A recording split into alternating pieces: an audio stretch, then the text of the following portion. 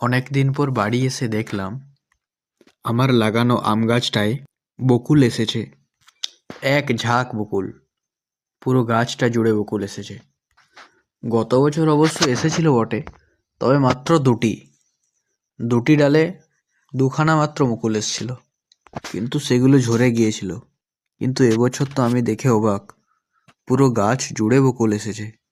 এই গাছটাকে 2019 সালের বর্ষাকালে লাগিয়েছিলাম, ওই জুলাই আগস্ট দিকে। এবছর বর্ষাকাল এলে গাছটার 7 বছর কমপ্লিট হবে। গাছটা আঁটি থেকেই লাগিয়েছিলাম, কোনো চারা কিনে লাগাইনি। দেখি আম হলে কেমন হয় খেতে। আপনারা যারা গাছ লাগিয়েছেন ও তাতে ফল ধরেছে, প্রথমবার যখন ফল ধরেছে বা বকুল এসেছে দেখে আপনাদের কীরকম অনুভূতি হয়েছিল তা কমেন্টে জানিয়ে